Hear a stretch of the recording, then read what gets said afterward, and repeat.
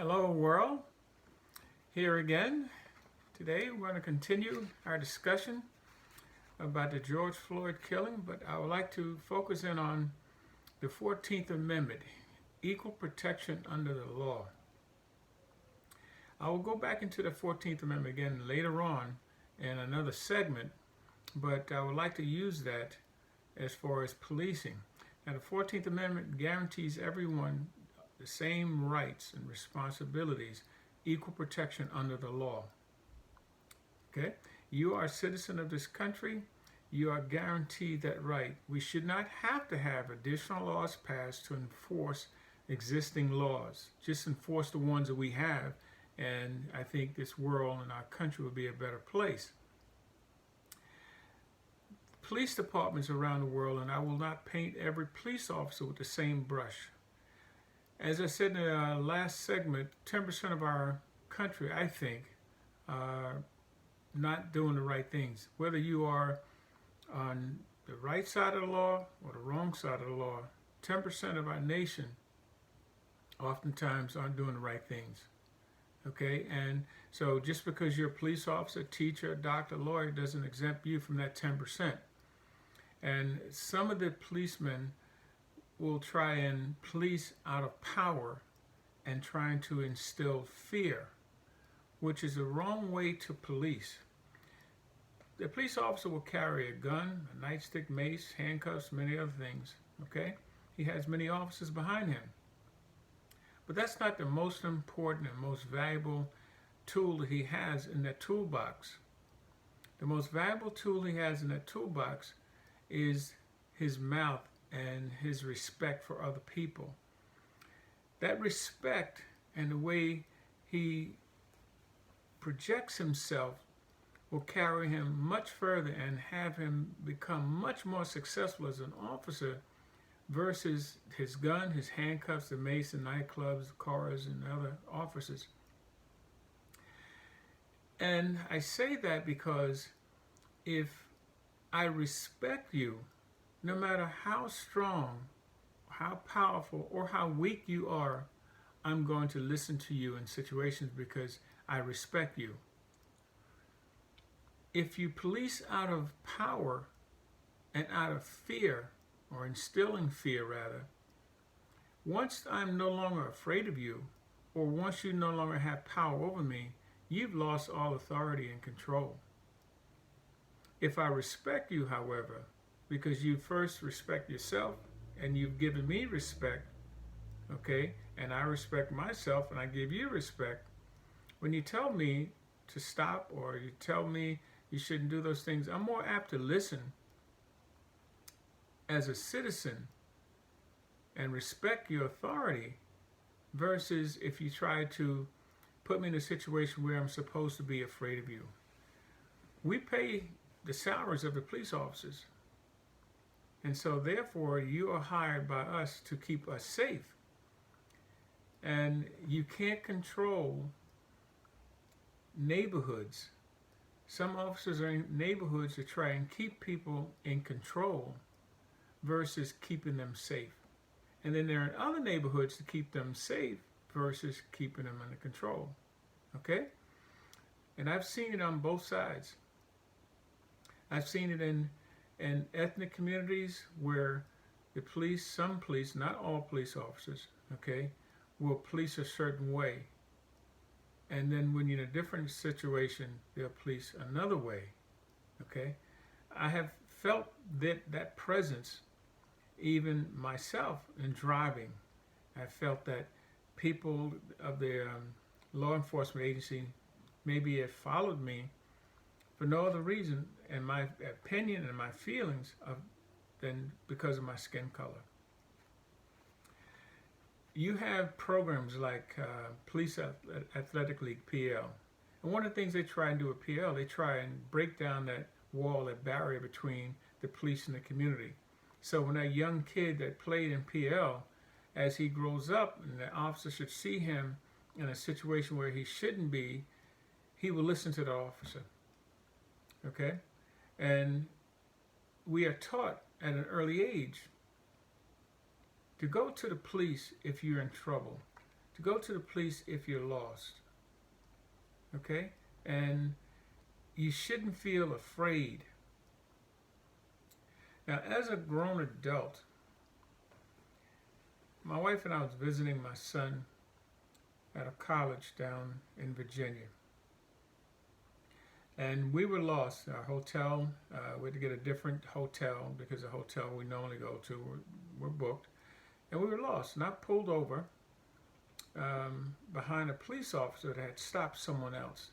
Now, mind you, Amadou Diallo had just been shot some maybe, I don't know how many, 17, 27 times or whatever, including in the bottom of his foot in New York. So when I get out of my car, I go around one side to ask the officer directions, and I see cars are going by very fast, and I didn't want to get hit by the car. So I immediately went around the other side of the car, okay, for safety, and he jumps out of his car with his gun drawn. And I threw my hands in the air and said, I only want directions. And what flashed through my mind was Amadou Diallo. Okay? Well, when he found out that that's all I wanted, he put his right hand, the same hand that was on his revolver, on my shoulder, and he was shaking like a leaf. That same hand was on the revolver a minute earlier. Okay? Now, I understand it was late at night. Maybe, he had a bad day. I don't know what went on. But I just felt that for him to draw a gun on me because I was asked for directions, it was like, is that the only reason why he drew the gun on me? Is it because of my skin color? And I have to admit, that's what I felt. So it may not have been that, but those are the feelings that I got. So now,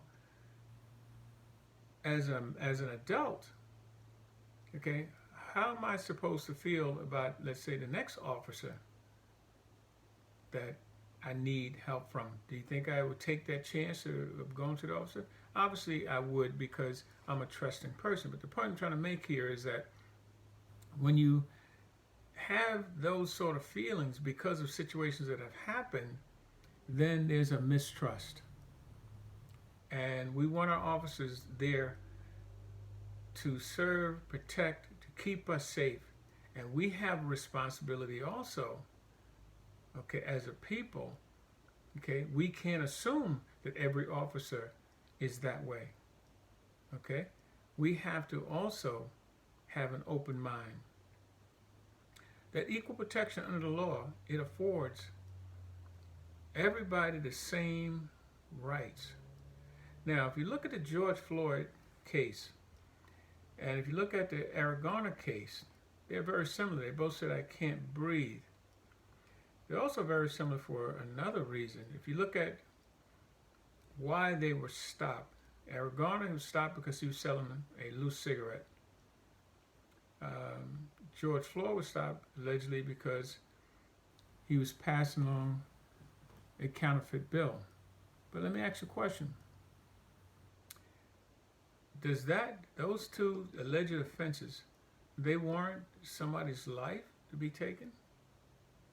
And if you look at the law, when can you, as a citizen or as a police officer, in most states, I don't know which state you're in, but in most states, if it's first degree, you had to have a plan and an action. So I asked, did Eric Garner or George Floyd have a plan or action to kill?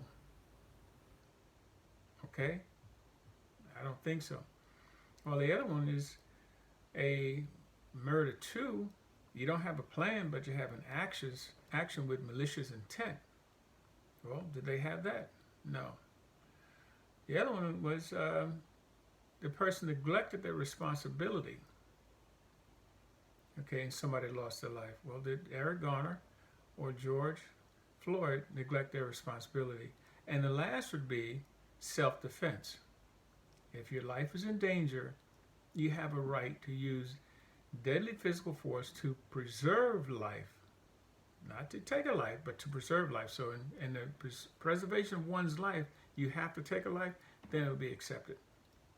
So, did that officer, or officers rather, in the George Floyd case and the Eric Garner case, they feel their lives or the lives of others were in danger? And the answer I come up with in those four scenarios would be no. So therefore, they should be alive today.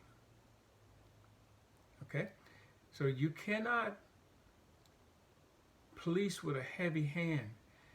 And what really, really disturbed me when I was listening to some of the talk show guests when Eric Garner was murdered, some of the guests on the talk shows I was listening to said, well, he should not have resisted arrest. So because a person resisted arrest, that means that he or she should have their life taken? Okay, well, maybe you can argue that point depending on what side of the coin you're on, but let me give you something else to think about. Let's assume that Eric Garner or George Floyd, either one of those two, were your brothers. Or better yet, if they weren't your brother, but in fact that was you. You were an Eric Garner. You were George Floyd. Did the exact same thing that they did.